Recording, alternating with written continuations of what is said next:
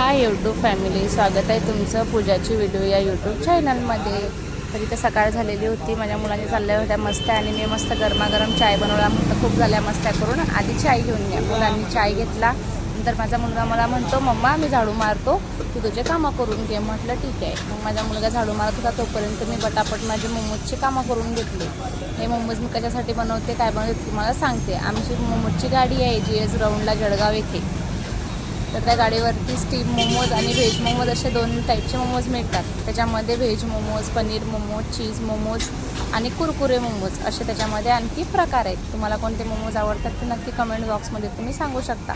माझे मोमोज करायचे तर पटापट लगबग चालू होती, कारण की आज लवकर गाडीवर जायचं होतं. मी मोमोज मस्त करून घेतले आणि त्यांना वाफवून घेतले. वापरल्यानंतर ह्या बनवलेल्या मी बर्गरच्या टिक्क्या. हो, तर आम्ही बर्गरच्या टिक्क्या पण होममेडच वापरतो. आम्ही बाहेरून बर्गरच्या टिक्क्या आणलेल्या यूज करत नाही. आणि ही बनवली होती बर्गर आणि सँडविचसाठी ग्रीन चटणी, ती पण घरीच बनवतो. तर एवढे सर्व कामं करून म्हणलं थोडा रिलॅक्स व्हायला मम्मीकडे जाऊ. मम्मीकडे गेलो म्हणजे कसा आराम असतो. सर्व मुलींना आराम जर पाहिजे तर तिला माहेरची जोड असते. माहेरी गेल्यानंतरच तिला थोडा आराम मिळतो. म्हणून मी पण माझ्या माहेरी गेली आणि घरी जाऊन बघते तर काय मम्मीच घरामध्ये नव्हती. पूर्ण घरभर मम्मीला शोधलं, कारण आपण घरात गेलो म्हणजे आधी शोधतो त्या आईला. मी पण माझ्या आईला शोधत होती, पण ती कुठं भेटतच नव्हती मला. म्हटलं चला आपण हिला 2nd फ्लोअरला बघू आहे का, वरती जाऊन बघू म्हटलं ही आहे का. मग गेट वगैरे बंद केलं. माझ्या मुलाला म्हटलं चला आपण आईला वरती बघू. मग आम्ही गेलो मम्मीला बघायला वरती गेलो. तर माझी मम्मी मला फायनली दिसलीच. ती करत होती काम, आणि मम्मी दिसल्यानंतर आपल्याला जो एक आनंद मिळतो तो वेगळ्या लेवलचा असतो. आणि इथे छोट्या वारकरीची चाललेली होती मस्ती, कारण आज आम्हाला त्याचं वारकरीचं शूट. हा आहे माझा भाचा. त्याची मम्मी बोलली त्याला काजळ घालून द्या. म्हटलं ठीक आहे. मग त्याला काजळ घालून दिलं, मस्तपैकी माळ घालून दिल्या. आणि आमचा छोटा वारकरी कसा दिसतोय ते नक्की कमेंटमध्ये सांगा. तुमच्या मुलाला पण तुम्ही वारकरी बनवलं आहे का ते पण सांगा, कारण मुलांना हे वारकरी बनवलंच पाहिजे. आपण आपले सण, आपली संस्कृती आपण जपायला पाहिजे. मुलांना जर धर्माचं आपल्याला ज्ञान द्यायचं असेल तर ते सुरुवात आपल्याला घरापासूनच करायला पाहिजे.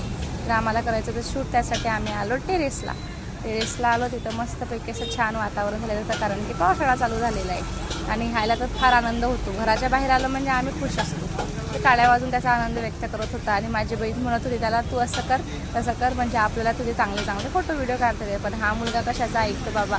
याने तर आज मी ऐकणार नाही अशी शपथ घेतलेली होती. तो कोणाचंच ऐकत नव्हता आणि कोणाच्याच म्हणण्याने फोटो काढत होता. त्याला जे वाटेल तो तेच करत होता आणि त्याच्या हिशोबाने सर्व करत होता.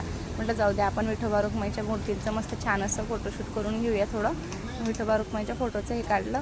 विठोबा रुक्माईच्या फोटोचा फोटो काढला तर हा म्हणे मी टाळ्या वाजवतो, माझा पण व्हिडिओ काढा. म्हटलं हां. मग त्याने चालू केलं टाळ्या वाजवायला, त्याचा पण व्हिडिओ काढला. थकून गेला, खाली बसला. मग आतू बोलली त्याला चाल, बोलला नाही मला आता बसून व्हिडिओ काढायचे आहे. म्हटलं ठीक आहे. मग त्याने बसून व्हिडिओ काढायला सुरुवात केलं. तर हो, तुझे बसूनच फोटो काढू. त्याचे बाकी फोटो आम्ही बसून काढून घेतले. नंतर माझी बहीण बोलली याला थोडं चालून व्हिडिओ काढायचा आहे. म्हटलं तो चालत नाही. ती बोलली थांब मी झाडाचे पानं तोडून आणते. काय काय करावं लागतं बाबा भाच्यांसाठी, आत्यांना. ती गेली बिचारी, झाडं तोडून आणले, तरी मुलगा काय ऐकायला तयार नव्हता. आणि त्याची मम्मी तर बिलकुल त्याची मम्मी पण ऐकत नाही आणि तो पण काहीच ऐकत नाही. सर्व झालं आणि नंतर आम्ही आलो. हे माझा भाषाचा लूक.